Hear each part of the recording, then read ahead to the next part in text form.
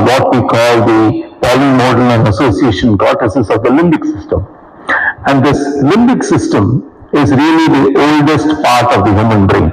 And if you want to understand it, please think about traveling to Chennai on a train. You're coming to Madras Central, and in Basin Bridge, you wake up in the morning to a smell. It's not a very pleasant smell, but it makes you happy because you know you're close to home, right? And that's the same part of the brain that the rat shares with you, which is why the rat has a very good smell memory, right? So this is the oldest part of the human brain. It's not just a series of pathways, it's an extremely chemical-rich part of the human brain. And this gets affected as we get older, and that's something for all of us to keep in mind. Now, what happens also is that you have problems with blood flow and glucose metabolism. And I'll show you a picture in a short while, and that affects, your brain. You also have a problem in the neurochemistry. There is a decline in the dopamine transporter system. Right? So this is the reason why, as you age, you not only have problems with memory and cognition, as we call higher brain function, you also have physical problems with movement, motor functioning. And of course, at an extreme, that's what causes things like Parkinson's disease. But both these things are part of the aging process. Now the hippocampus is a part of your brain that's critical to your memory. So if you draw a line between your ears, right in the middle is your hippocampus. It's just the size of a finger joint, but yet it stores your entire life's memory. And how does it store it?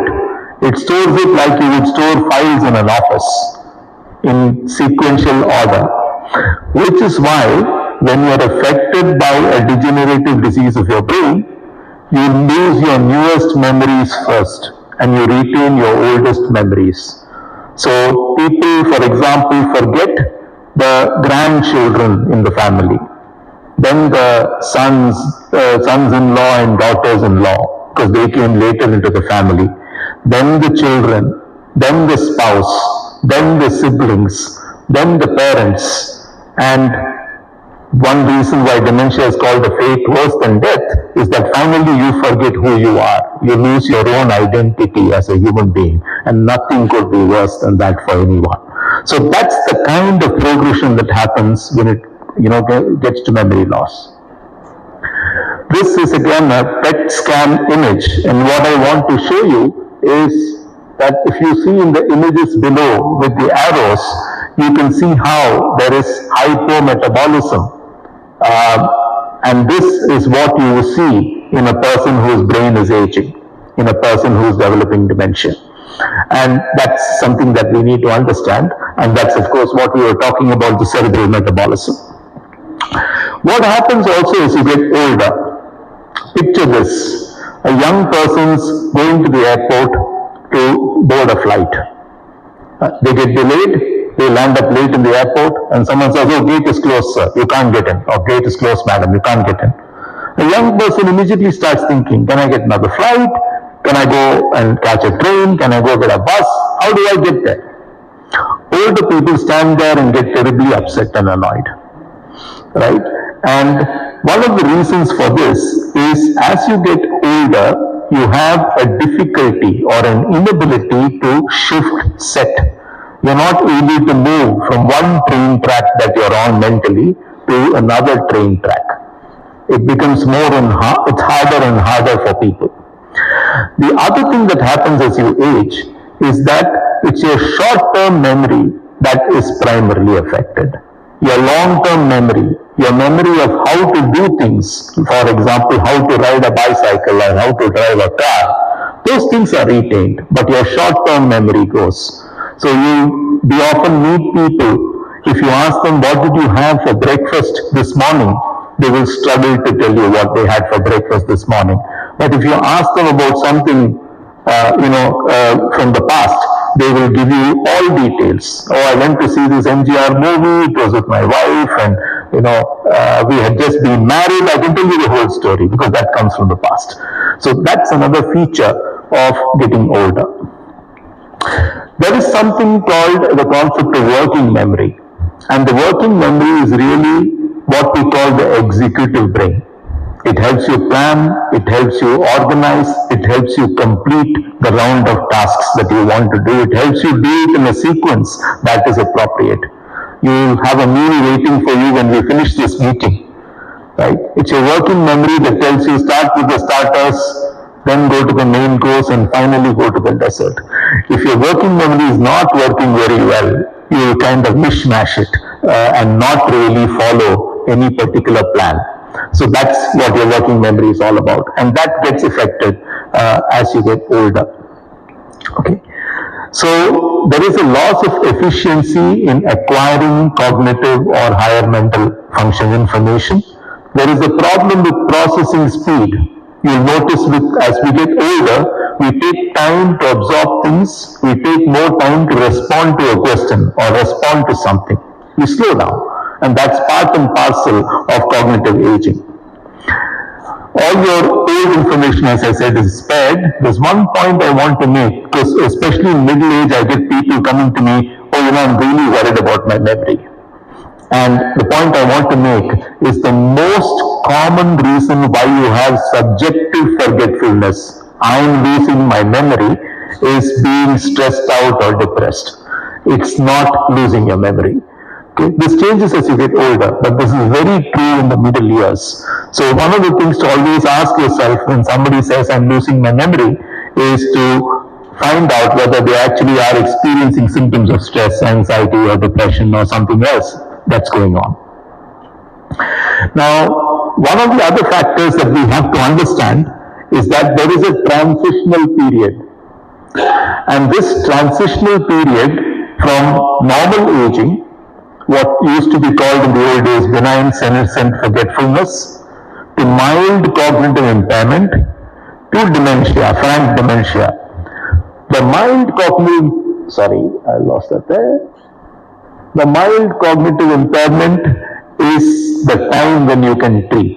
Because people don't come to you and say, how normal can you treat me? People come to you when they start having a problem. And MCI is a very critical time for us to treat. And that's something, so early diagnosis becomes very important. And in this context, going through memory tests as part of a master health check, for example, is very important. Now, why do we have problems with aging? We often meet people who, post-retirement, there's a sudden drop in their cognitive functioning, and that is disuse. I got my watch, I gave my 40 years of service, I had a nice retirement party, I went home, and from the next day, all I'm doing is reading the newspaper, going for walks. I'm not doing anything very active with my brain anymore. That can cause cognitive aging. One of the other things are little strokes, and I'm going to talk about that. As the blood supply gets worse, you have small strokes in your brain. They are not large enough to cause you alarm. They don't give you things like hemiparesis. But what they do is that they cut off little wires in your brain, and those circuits are important to you. And that's one of the reasons why you cognitively age. And the third, of course, is the degeneration, the pathological aging that we are talking about. Now, here is a picture, an MRI of somebody who is having multiple strokes in their brain. And this white that you see around the ventricles, the dark bags in your brain, the white that you see should not really be there. The white is a sign of poor perfusion. It's called leukoareosis. And if you have poor blood perfusion, then you have what we call lacunar infarcts, which are little strokes. And these have the impact of cognitively slowing you down. But today we understand it's not just cognitive impairment. They cause Parkinsonism. So people with vascular Parkinsonism walk with a very small stepped gait. The French call it marche à petit pas. It's almost magnetic. It's almost like my feet are stuck to the ground. And late life depression is very strongly associated with poor blood supply in the brain. So we often attribute late life depression to psychosocial factors like loneliness and losing people in your life and so on. but this is the underlying biology for many people, that they have poor blood supply in their brain, and that's what's causing them to get depressed. So what underlies cognitive aging? On the one hand, you have the hold factors: hypertension, obesity, lipids or high cholesterol, diabetes. All these are preventable. All these advancing cause you problems. On the other hand, you have factors which are lifestyle factors: sleep, exercise, diet, and mental health. All these also are preventable, but this prevention starts earlier, right? So in some ways, most of us when we are 40 or 45, that's when we think about starting to walk, right? Or starting to exercise regularly. I meet a lot of young people today who exercise regularly from the time they're in their teens, and they are doing the right thing, okay? So the earlier you start to live a good lifestyle in terms of diet and exercise and sleep, the more protected you are from cognitive aging. So those are preventive factors too. In the middle, the colorful pictures are the pathology that happens in dementia. To put it very simply, waste product deposits itself in our brains. There's amyloid and tau, and neuroscientists have spent years fighting with each other as to which is more important, and today we know they are both important. They're both important in different ways, they both influence each other. But we know something else today. These risk factors, hypertension, obesity, diabetes, high cholesterol, we thought they only had something to do with the circulation and therefore heart health and strokes. Today we know they are also responsible for the amyloid and the tau. Okay, so in a sense, all this is interlinked. And it's all like a cascade that's waiting to happen. And when the cascade sets in, that's when you advance from normal cognitive aging to mild cognitive impairment and finally dementia. And that's the understanding that today we have about brain aging. Dementia is an extremely important condition because we're going to have an epidemic of it. You know, we talk about ourselves as the world capital of diabetes. I can tell you we're not far from being the world capital of dementia. There's only one reason, right? We have a large population, and that large population is starting to live longer and longer. And dementia is a disease of age. The longer you live, the more likely you are to experience dementia.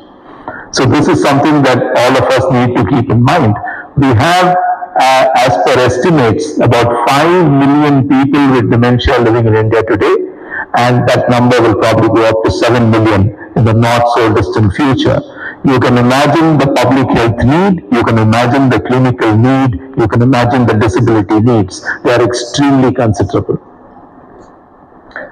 It's not normal aging, and that's something that's very, very important.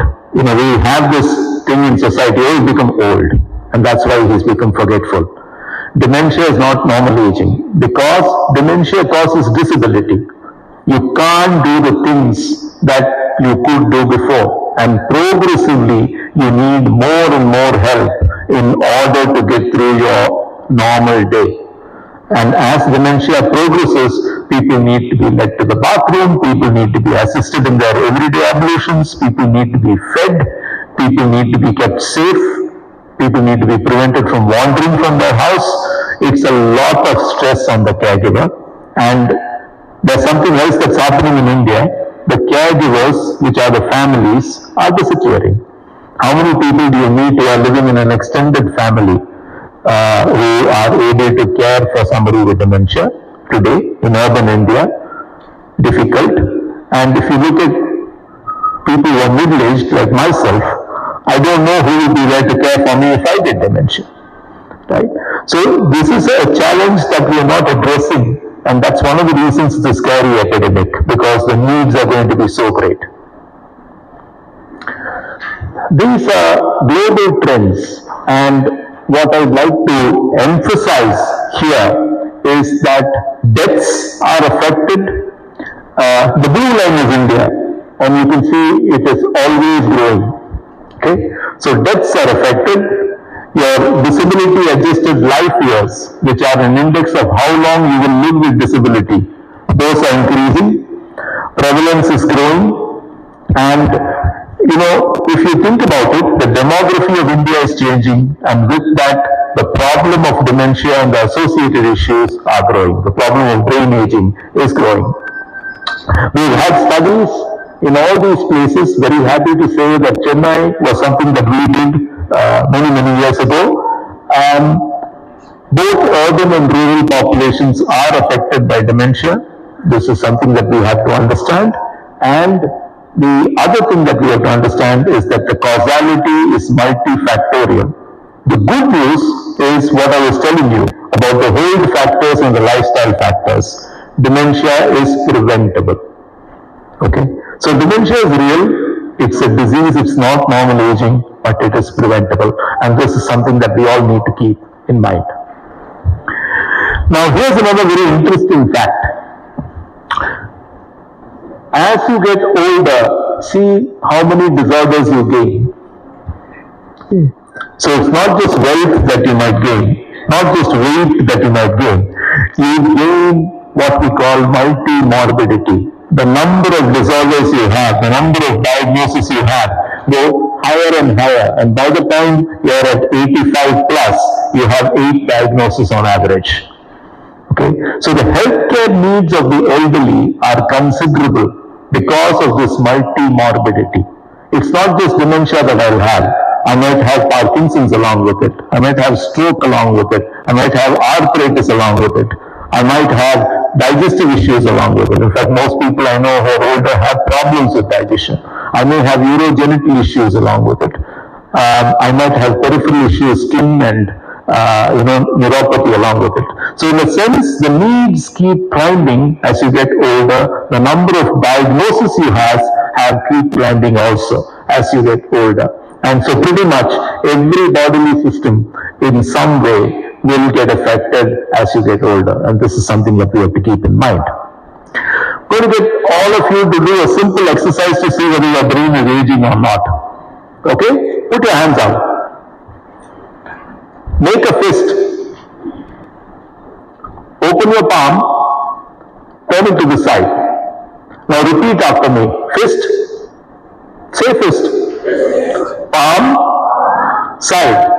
Now let's do this together. Fist, palm, side. Fist, palm, side. Fist, palm, side. Fist, palm, side. Now who was struggling? If you struggled, right, then that's a sign of your brain executive not doing very well. And who described this? This gentleman called Luria. Now there's another very interesting thing that he said. Okay? He said that this part of your brain is for regulating tone. This part of your brain to analyze and store information, and this part of your brain, the frontal lobes, for programming, regulation, and verification of activity. Now, what he was trying to say was, what you share with the rat, that's where your emotions come from. They're pretty primal. Okay? The front of the brain, which actually is huge, the frontal lobes, this is your decision maker. That's your executive. Okay? If you have emotional discontrol as you age, it's either because your emotional brain, which you share with the rat, has become overactive and this cannot control it anymore, or this has become weak and even normal emotions it cannot control anymore. Alright? So, in a sense, your brain works in circuits, and even emotions and the regulation of emotions are governed by how different parts of the brain are working. And why am I saying this? These mechanisms also weaken as we age. How many of you have an older person in the family who sometimes says the most unacceptable things in company in front of everybody else? The point is that's because that decision-making process is not working anymore the way it should work. I probably shouldn't say this. Right? This is not the right time to talk to this person. Whatever. That is what weakens as we get older. Right? The emotion to say something may come, the regulation is weak. Or just normal emotions come, the regulation is weak. So this is something that we all have to keep in mind. So what impacts our mental health? A very large proportion of older people have poor mental health as they age. Physical health starts to fail. Okay? You're forced to adapt. The world around you is changing, and you don't like the way it's changing. That causes you problems. Your social environment is changing.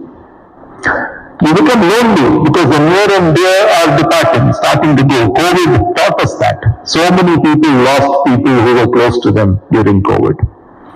Insecurities start to creep in. Sometimes they are physical insecurity, sometimes they are material, sometimes they are psycho-spiritual. Okay? I've had older people ask me repeatedly, what will happen when I die? It's a thought that comes to your mind as you get older. So these are things that happen, and then of course memories become less sharp and less relevant. So an older person has many reasons why their mental health may get compromised. And that's something we need to understand, apart from the biological reasons we were just talking about. So what can you do? You can stay fit. Okay? I think this is Canada. They have a National Senior Health and Fitness Day. Okay? You can eat healthy. And if you Google online, you'll find many healthy eating pyramids. The pyramid is, things at the bottom of the pyramid are healthy stuff like fruit and vegetables that you eat every day or 5 to 6 days a week. Things at the top of the pyramid are things that are unhealthy for you, that you restrict to 2 or 3 times a week. You can find this online. The best diet for older people is what's called the mind diet. Okay? And this comes from the Mediterranean diet, but I want to make one point here. The people who researched Mediterranean diets did not take one factor into consideration. They are consumed in salubrious surroundings, in company over 3 or 4 hours. So eating a Mediterranean diet like that and running to work in 10 minutes is probably not going to protect your brain. You'll have to not just eat the Mediterranean diet, you'll have to live the way people in the Mediterranean regions do in order to protect your brain. And that's something that most of us find very difficult to do in a country like ours.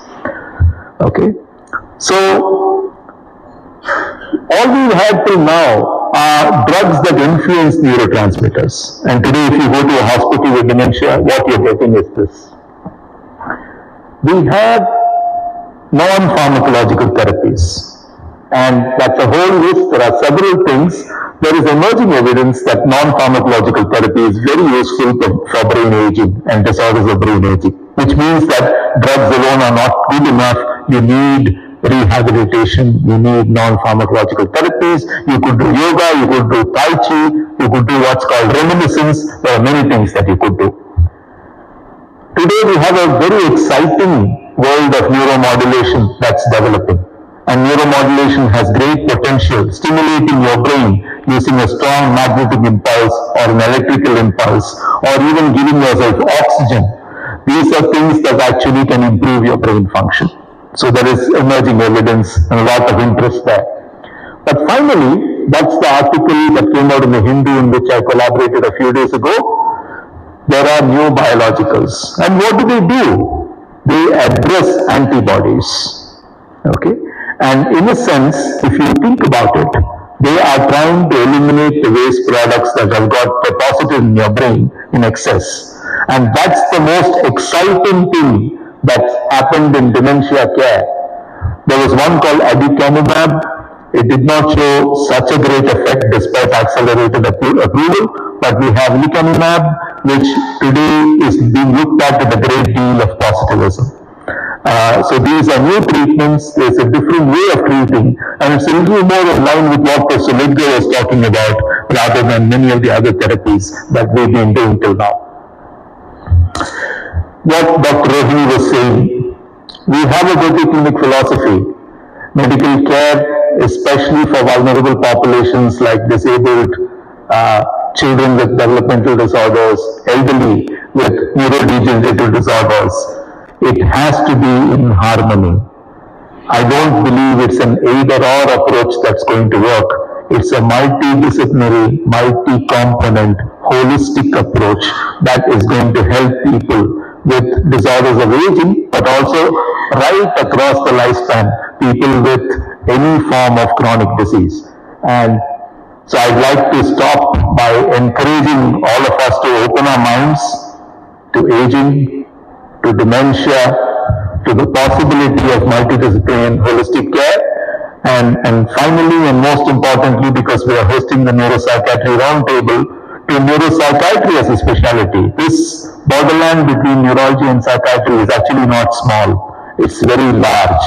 And there is going to be a time when all these disorders will need this kind of integrated thinking and approach that we've been talking about right through today. With that, I'll say thank you very much. Thank you.